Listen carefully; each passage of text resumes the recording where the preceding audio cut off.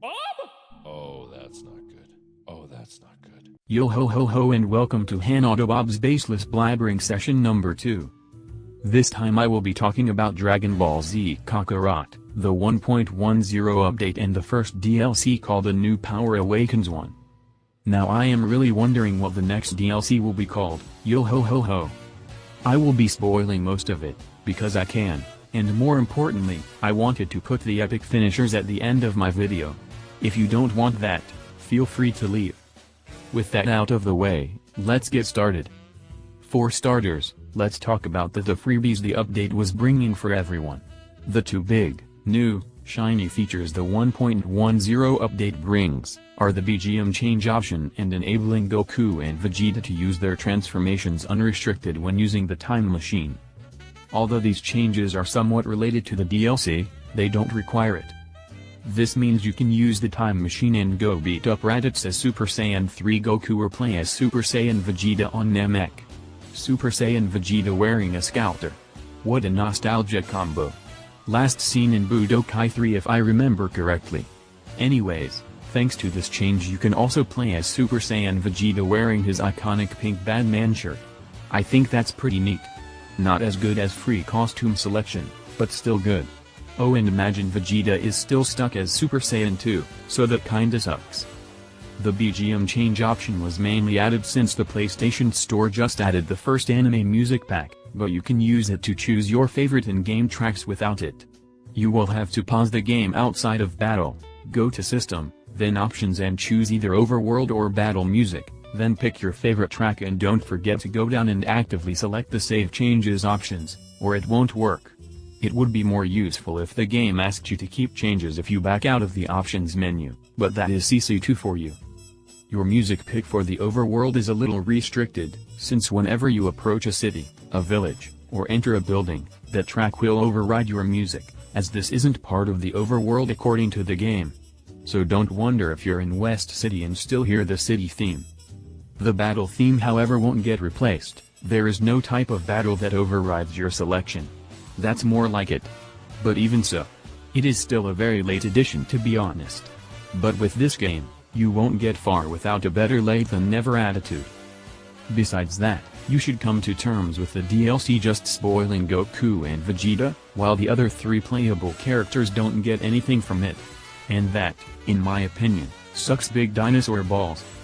So, let's talk about what the DLC actually is. First of all, it's a separated mode from your main game.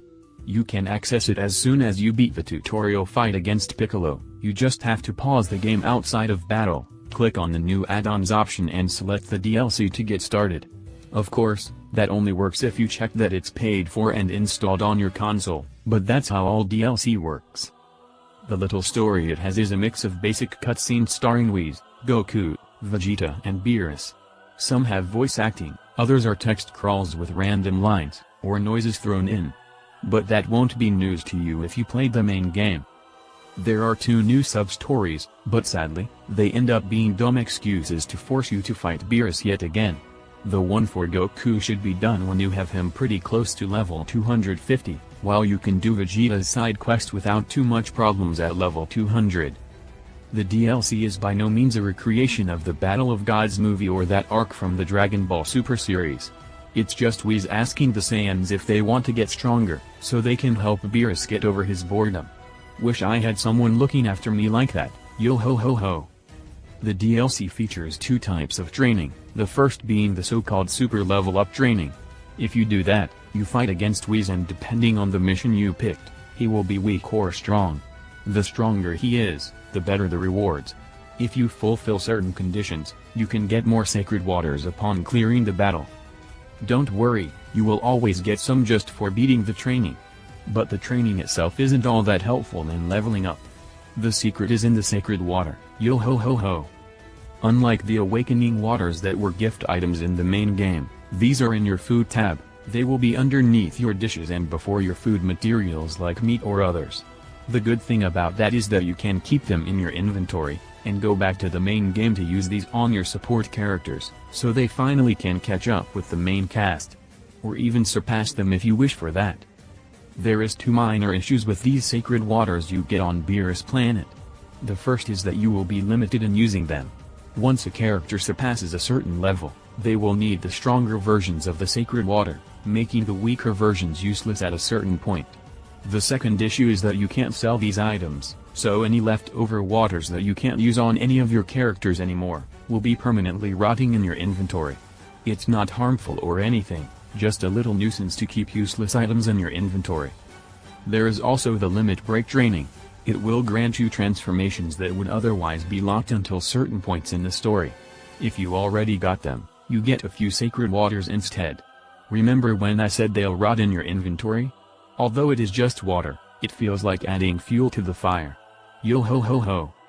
You will go through all the transformations, meaning Vegeta is done after 2 fights and Goku needs 4 until the big, important fight is up. You will fight a level 100 Beerus as Super Saiyan God Goku or Vegeta after a short cutscene. But the ritual is sadly only a short slideshow. At least it's still better looking than the final cutscene in the main game. Yo ho ho ho. You probably should enjoy the finisher, since there is no redoing this battle without restarting the game. Also, the first time I did this battle as Vegeta, it was annoying as hell, since I encountered a weird glitch. Since CC2 wanted to make sure you see that finisher they carefully crafted, they made it impossible to beat this fight without it. The only problem is, if you break Beerus gauge like in the battles against Vegeta, Frieza, Perfect Cell, and Kid Buu, while being in Surge mode, your character won't do the finisher. In the main game, you could be the villains without using these follow-up attacks. But Beerus, well, he won't lose any life if you're supposed to finish him. So he will do his attack over and over again, until your Surge mode is used up and you can finally do the follow-up and finish him. But those finishers, they look really awesome. It kinda sucks that during the final fight with level 250 Beerus you don't get the finisher. It is also trying to be tough by disabling support and healing items, but it's everything wrong with the game in a nutshell. Beerus gets insanely strong when he is going into Surge mode, also he will start spamming all of his super attacks for quite a while. If you only damage him on his cooldown instead of finishing him off, prepare for even higher damage and an even longer super attack spam. It's almost like fighting someone in Xenoverse 1 that has the Super Saiyan skill, yo ho ho ho. I don't think anyone should have too high hopes for the upcoming DLCs, they'll probably spoil Goku and Vegeta some more while Gohan, Trunks and Piccolo get even less useful. It doesn't make sense they don't get the skills that boost the different combo finishers, but then again, they are not the main characters, so of course they can suck it. Or at least CC2 is acting like that, these bad boys. Yo ho ho ho. I really wish that we would get costume changing and some new upgrades for the, quote-unquote, side characters, but I am pretty sure the other DLCs will follow suit and I don't think players that didn't get the Season's Pass will get anything new out of the updates for free again, since both of the good changes were mainly added because they are needed to make the DLC more useful. Imagine unlocking Super Saiyan 3 in the DLC and then being unable to use it in the story or buying the anime music pack only to listen to it in a menu. That would suck, wouldn't it? To fix it, they at least did some good to the sane people that didn't get the season pass. And to all the insane people that got the DLC like me. Let's get delusional and hope the next DLC will be any better. Yo ho ho ho. That's the end of hanautaBob's Baseless Blabbering Session 2. Have a beautiful day, unless you are a toxic person. Then go into the next corner you can find, think about what's wrong with you, better yourself, and after all that, have a beautiful day as well. hanautaBob out. Yo ho ho ho.